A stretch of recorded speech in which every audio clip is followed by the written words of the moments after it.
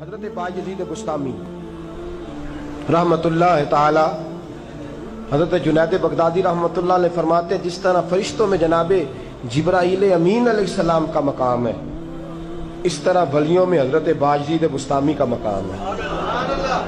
حضرت بایزید بسطامی، حضرت ابو الحسن خرقانی رحمۃ اللہ علیہ فرماتے ہیں قیامت میں اللہ حضرت بایزید کے کہنے پر لاکھوں مسلمانوں کو جنت عطا فرمائے گا۔ اتنی بڑی شخصیت سلطان العارفین حضرت بایزید بسطامی، پڑوس میں آپ مسلمانوں کے پیشوا تھے، اور اتفاق کی بات یہ تھی ساتھ ہی یہودیوں کا پیشوا بھی رہتا تھا، بالکل ساتھ۔ بڑی اس کی منتا تھی، یہودی بڑا مانتے تھے، آتے جاتے تھے اس کے پاس، بڑا اس کا نام تھا۔ امام صاحب حضرت بایزید رحمت اللہ علیہ کی بڑی مخالفت کرتا، بہت سارے غلیظ الزامات بھی لگاتا آپ پر معاذ اللہ، لیکن آپ خاموش رہتے، کہتے میرا مزاج نہیں، اگر وہ کر رہا ہے تو اس کا ظرف ہے، میں نہیں کوئی ایسا جواب دوں گا۔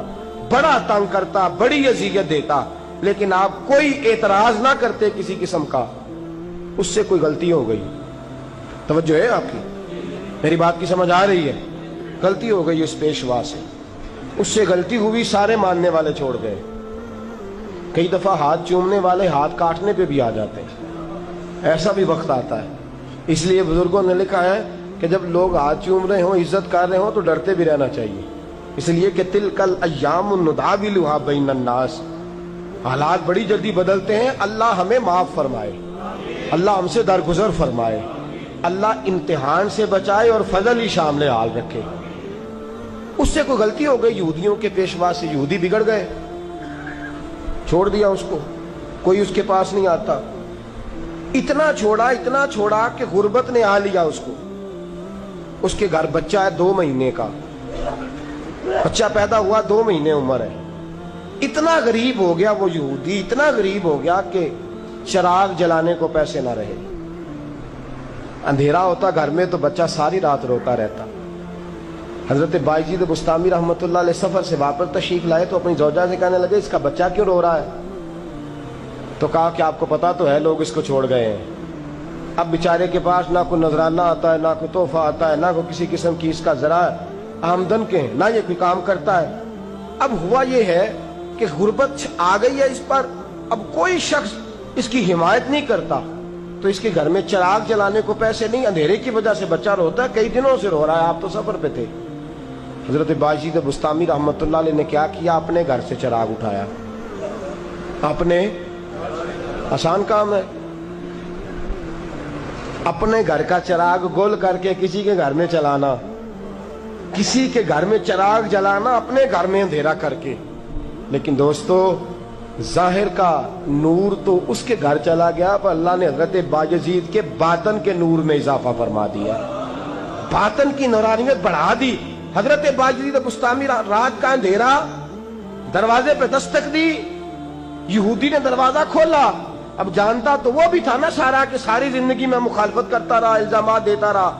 باہر آیا، امام صاحب کے ہاتھ میں چراغ ہے حضرت بایزید کے، فرمانے لگے ارد گرد دیکھ لے، کوئی شخص دیکھ نہیں رہا، میں کسی کو بتاؤں گا نہیں، نہ کو دیکھ رہا ہے نہ میں کسی کو بتاؤں گا۔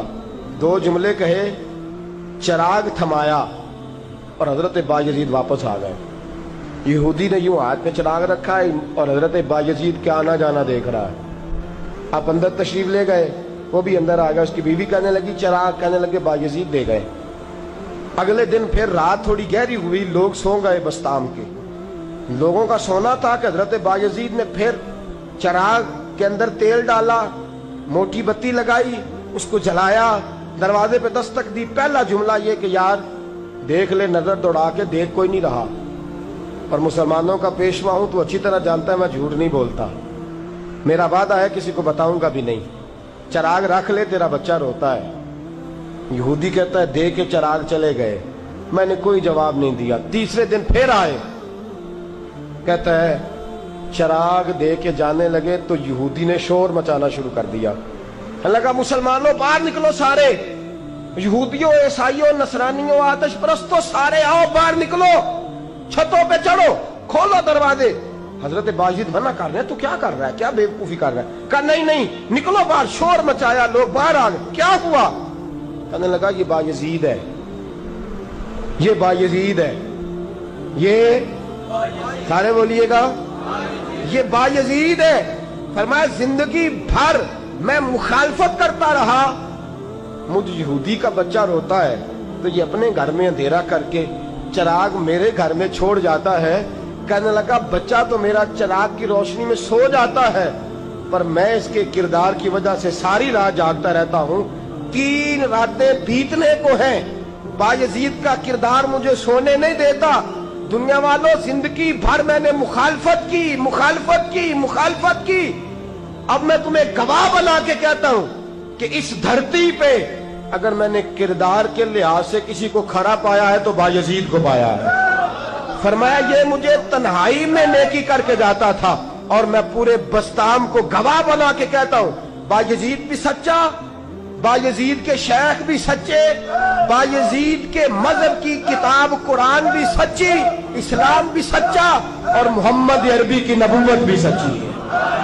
میں ساری چیزوں کو تسلیم کرتا ہوں اور مان جاتا۔ عزیز دوستو، کردار پیش کریں، ہمسائے کے ساتھ اپنے تعلقات تھوڑا سا اپنے اندر ظرف کو بڑھائیں۔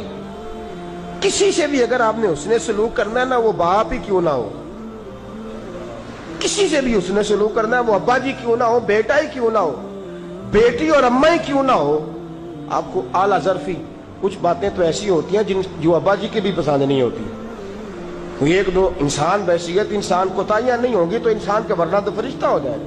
ایک دو باتیں تو باپ کی بھی پسند نہیں ہوتی، بیٹے کی بھی پسند نہیں ہوتی، تو کیا بندہ رشتہ توڑ دیتا ہے؟ غلطی ہمسائے میں بھی ایک آدھی ہوتی ہے، ہمسائے میں جو غلطیاں ہوتی ہیں نا وہ بھی لمبی چوڑی نہیں ہوتی، ایک دو ہی ہوتی ہیں۔ تو اگر ایک دو ابا جی کی معاف کرتے ہو، اماں جی کی کرتے ہو، بیٹی اور بیٹے کی، بیوی کی، شوہر کی، بہن بھائیوں کی معاف کرتے ہو، تو ایک دو غلطیاں ہمسائے کی نہیں معاف کی جا سکتی؟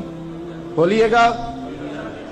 ہمسائے کے ساتھ حسن سلوک کریں، ہمسائے کو اپنی خوشی میں شامل کریں، ہمسائے کے ساتھ اپنے تعلقات کو استوار کریں، ہمسائے کے ساتھ اپنا رشتہ بنا کے